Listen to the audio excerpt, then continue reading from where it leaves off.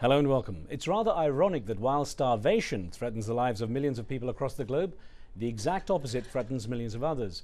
The World Health Organization says obesity is becoming a global epidemic, so much so that it coined a new term for it, globesity. Now, once considered a problem found only in wealthier nations, obesity is dramatically on the rise in low and middle-income countries now. The world's expanding waistlines have implications for the global healthcare system due to the link with cardiovascular disease, diabetes, osteoarthritis and breast and colon cancer. Some argue that globesity could become a bigger problem than famine and undernutrition in the long run. What's to blame? Is it too easy to point the finger at the growth of fast food culture? On today's show, we examine what's behind this worrying trend. And don't forget, we take your questions via phone and mobile text, and the numbers are there on your screen. Joining me now are Dr. Lalita Kaul, a professor of nutrition at Howard University and national spokesperson for the American Dietetic Association. Dr. Kaul recently authored Healthy Heart South Asian Diet, focusing on the nutritional value of ethnic foods. Also with us is someone concerned with the impact of bad nutrition on children. Dulcie Ward, a staff nutritionist at the Physicians Committee for Responsible Medicine, heads the organization's Healthy School Lunch program. Welcome to the show, both of you. Thank you. Dr. Kaul, first of all, the World Health Organization calling this global obesity issue an epidemic. Is that overstating it, or is it really that bad? No, in the past we always thought about, when we talked about global, is undernutrition in the developing countries, but since 95, we are seeing coexisting of undernutrition as well as obesity, and there are about 300 million people all around who are obese, and there are half more people overweight.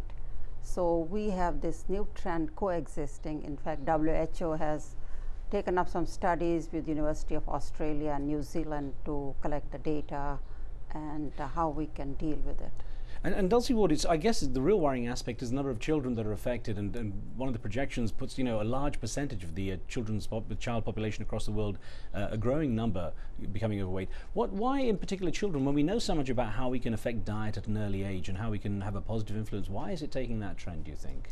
Well, certainly children are highly impacted by their food environment and by the adults in their life. And as adults continue to grow larger and obesity becomes a problem, the children are also going to continue to grow larger, and they're eating the same foods as the adults are, and we're living in the same food environment, and also the same lifestyle issues and more sedentary lifestyle issues also affect children.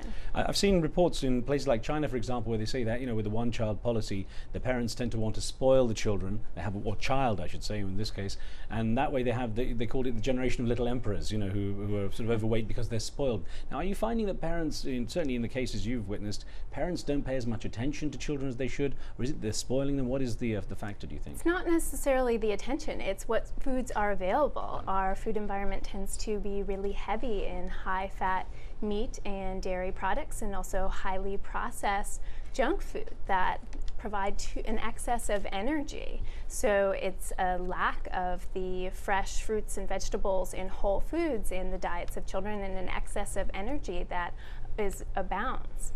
And Dr. Kaul, I think one of the interesting aspects is that in places like the US, for example, where we see often it's the poorer segment of society that's affected by the issue of obesity because of fast foods being generally nutritionally poor.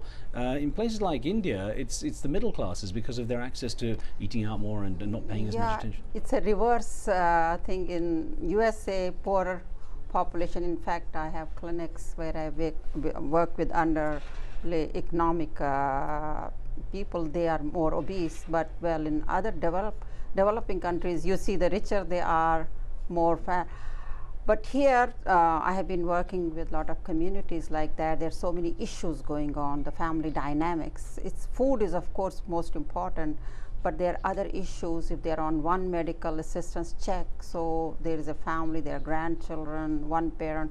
In USA, we have a lot of one-parent households, so they tend to buy more canned foods and convenience foods, which has bigger, longer shelf life, but they're also high in salt and fat, and that causes hypertension and obesity. Your book focused on Asian diets, and one thing I know genetically there's a predisposition for South Asian people at least to have a tendency towards obesity, and certainly heart conditions, cholesterol, high cholesterol levels, and so on. Well, it's genetic and environment. From my research, I find that environment plays a major role. Genetically, South Asian people get heart disease 10 years younger. Their arteries are narrower, and also there's a fragment of cholesterol which is much higher. And then with this, if you add the environmental factor, the sedentary lifestyle, high fat food, so you have a very deadly combination. And that's why I'm trying to reach, to say, okay, genetics we cannot do, but environmentally we have to change lifestyle. Now, one thing we did, just to get the opinion of some of the people here in Washington, D.C., we went out and asked, for a general view on people on this. And I actually want to just give you an example of what we heard from people on the street. So listen to this. I think that a lot of the countries of the world are beginning to follow the kind of eating patterns that Americans have. We're exporting some of our bad food habits, and so the rest of the world is starting to look like us, which is not good. In America, I've seen lots of people very obese. The culture of eating is not the same as other countries like Europe, Middle East, or somewhere else, but in America it's very different. Darcy, I'm going to follow up with those comments from people saying about America sort of exporting this fast food culture with an email that we got in from Hamilton, New Zealand, from Zelina, who wrote in. And I should say this viewer, Zelina, who wrote in from Hamilton, says that she has type 2 diabetes and heart murmur. She was raised by her parents to clean her plate because of children somewhere in the world are starving. She says, I have a junk food addiction, which I fight daily. Given the choice between a Big Mac and salad, I take the Big Mac. But they're killing us and wasting healthcare resources. More concentration needs to be put into retaining varieties of and in growing as many fruits and vegetables as we can grow on this planet. And people also need to retrain their palates into wanting to eat good food. Now, when you work on the Healthy Lunch program, how much are you trying to retrain the palate? Well, that's a huge point of the school lunch program, and trying to kids walk into school lunches, and a lot of the school lunches today reflect the fast food environment, and so the lunches need to be changed in order to provide more fresh fruits and vegetables and whole foods, because kids at home are eating unhealthful fast foods and high fat foods, and so it is a matter of retraining the palate and starting to promote healthful eating habits at a very young age, because there is evidence that what you learn in early childhood stays with you for life and impacts your decisions that you make later on. Interestingly enough, Zelina, who wrote that email, also had said in another part, which we didn't have time to put up, that she lost 12 kilograms, about 25 pounds, through a prescribed diet of fruits and vegetables and so on. How much impact have you seen on the children by changing their diets in the school programs? There's a lot of evidence that by following a low-fat, primarily plant-based diet, the vegetarians tend to be leaner than their meat-eating peers, and this is the same for children. And also, vegetarian children tend to consume more fruits and vegetables and a diet higher in fiber. But I mean, in the program that you oversee, how much are you witnessing a change in the habits of children? How much healthier do they become? Sure. Well, the programs that are excelling recently, we just produced our annual school lunch report card. The schools that received high grades, they are influencing the eating habits of children, but also along with that comes the education, the farm to school programs, the school gardening programs, the cooking classes in the classroom, and that's a really big component of making that change and actually influencing the eating habits. An email that we got, Dr. Cole, from Oregon in the US, I want to put this to you. Michael Anderson wrote in saying, American diets exported to the third world have outcomes that are planned for. Getting people addicted to the high-fat diet will ensure their eventual demise. The health issues that arise will be dealt with by big pharma, and money will be made on people's misery. Saying that the pharmaceutical industry has something to gain from this, because of course, there's a huge business in weight loss products as well. I mean, maybe that's a bit of a conspiratorial or at least cynical view, but to what extent is there that strange association? People are looking for that one pill to cure everything rather than changing habits. Ultimately, it's the lifestyle changes, because I have worked with this problem over 25 years. Both in my clinic, and I also teach medical students, ask them how to incorporate, because patients want to ask, and also working privately with the patients. that we did put in our clinic on these pharmaceutical diets, and what happens, as we expected, is they were under complete supervision and they gained back about 80%. And NIH says this yo-yo of dieting, losing 20 and gaining 18 is worse. It's better stay overweight, right, because it's not good for your heart. So ultimately, it's lifestyle changes. And I did studies where we just put people only on diet or drugs and lifestyle changes. And my publications have shown lifestyle changes stay with you all along. Now, I don't want to go down the route of a medical advice here, but I do want to get another email that we got into you, and you might be able to, in a quick line, sort of give some advice. Vicky from Karak in Jordan says, I am a heavy-set American originally from the Indiana farmlands. All my family is heavy. I don't eat a lot, but I need to lose about 80 pounds. I'm very worried. Any advice? Any advice is you have to do gradual change. You cannot expect to lose 80 pounds. It may take you 2 or 3 years. You just make one step at a time. 5 pounds is your aim, and just keep at that. And because the body dynamics is, fighting back. So you have to take one tiny step at a time, one tiny step, and then you'll see the bigger picture. So diet, exercise, your lifestyle changes. And in my book, I also say that, there are many diets out, 1,200, 1,400, 1,000. That doesn't work that well unless you talk and do within your own likes and dislikes. If you're of Indian origin, American origin, and that's the success I have had with my program, is that I tailor-made it to the individual. So they say in the end, oh, it's not a diet, I can do that, and then they see they lost weight. So the effort factor is yes, as you say, a lifestyle change.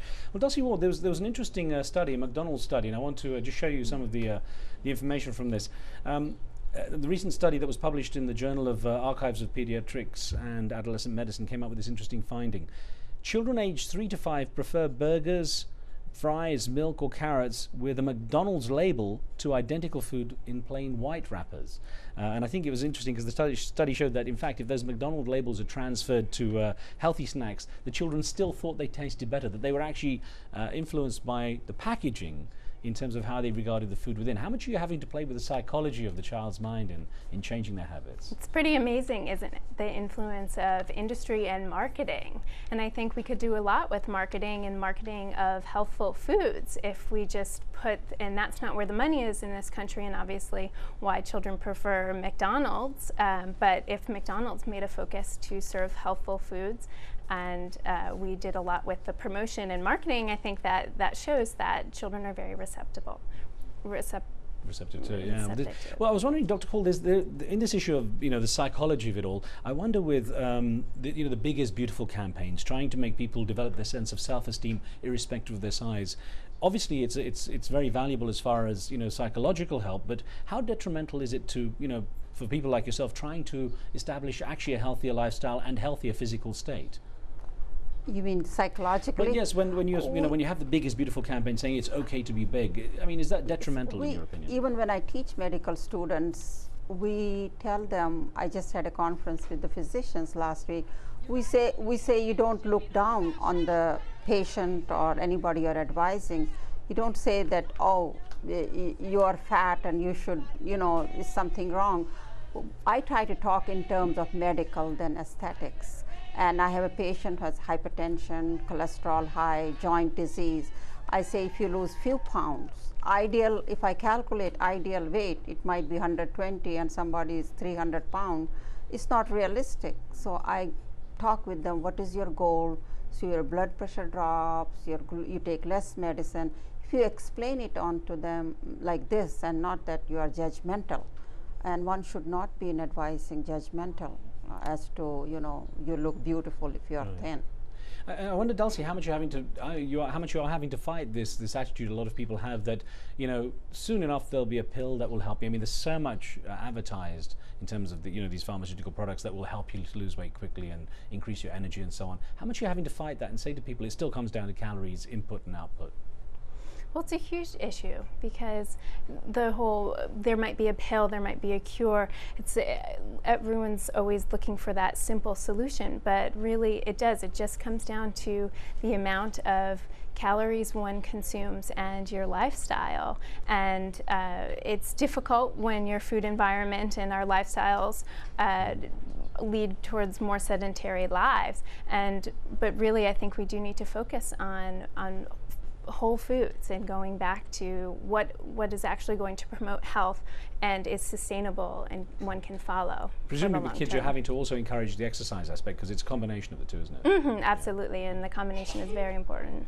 Who do you think is really out there fighting the battle? Who do you think is really, out there trying to make a change? Which areas? Obviously, if for example, we've got fast food as the bad guy in some cases, who do you think is out there actually changing things? I think the professors, the medical professionals certainly have a big influence, dietitians, but also parents, I think parents and teachers are also out there trying to make some changes right now. That's the thought, Dr. Cole. I mean, from your side, how effectively is the medical profession tackling this issue? Well, about 25 years ago, when I was going to the medical school, most of the physicians thought, oh, you are here to tell us how to bake and make cookies. I said, that's fine, but I'm here to educate ignorant physicians like you. And there was a pin drop silence, and next day I got many invitations to give grand rounds, and I'm very active participant, and because a study was done recently that if a patient is told by the physician without judgmental way, without saying you are fat or obese, that Mrs. Jones, you need to lose a couple of pounds and all that, the success is better. Of course, the physicians, the dietitians, and the family all are important. Well, Dr. Cole and Dulcie Ward, thank you very much for joining us. Interesting debate. Thank you. All the best. Thank you. And thank you for being with us. Don't forget, if you have any thoughts about pressing issues, send us an email to riz@aljazeera.net. We'll see you next time. Street Talk is next.